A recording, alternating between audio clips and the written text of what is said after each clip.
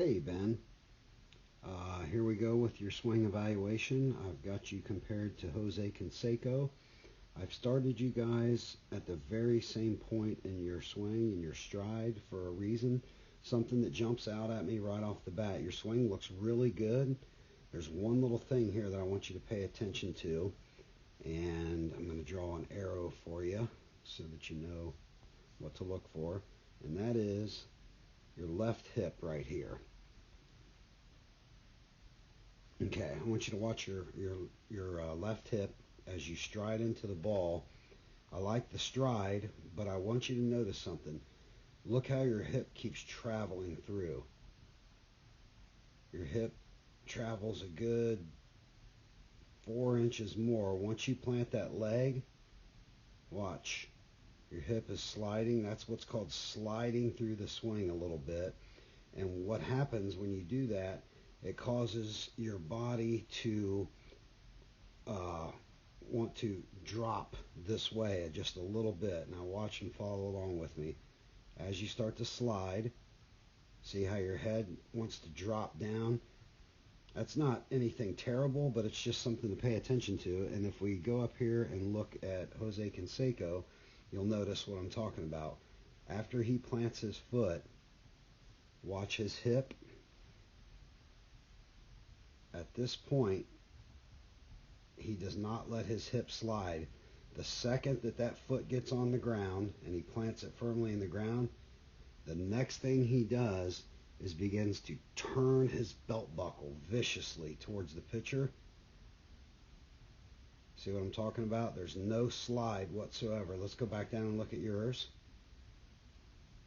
So your foot's on the ground right there, and see how that hip wants to slide forward. I think if you eliminate that, what that's going to do is, let's go back up and look at Jose. What that's going to do is keep you nice and tall right there, like he is. And that's going to prevent, notice how his head does not drop down because of that. He plants and just starts cranking the buckle. Then the shoulders take over and he stays completely level. Whoops, he stays completely level throughout the swing. Now I want you to notice the difference. Okay, let's watch him again.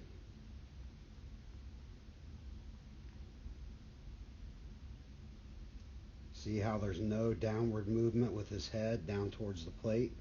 Now let's go back down and look at yours. Because of that hip slide, see that? How your head drops down? I mean, that's not a huge thing. As a matter of fact, I didn't have all that much to pick out and comment on yours because your swing's looking really good. But that can add just a little more piece to your swing to really get you in command over the plate. So anyway, let's go forward here. Actually, let's start from the beginning. And I want you to look at both your swings in comparison. I like your stride. Let's look at Jose. He strides, plants the foot. Belt buckle begins to turn. Let's look down at you. Plant the foot. Belt buckle begins to turn. I love it. And you can tell that you really crank through because you can look at your back pocket here and see that it came around with you. Let's look at Jose's back pocket. Boom. See how it comes around with him? That proves that you're turning your hips. Very good. Good job. Okay. From there, your finish. One thing I might like to see a little bit different. See, notice your leg action there. Your front leg, your left leg. See how that front leg is like swaying quite a bit? Let's go back up and look at Jose. You don't see any of that sway because his leg is completely straightening out. Look at that. Yours straightens out, but because of that sway or that slide through the ball, it takes you a lot longer to get straightened out.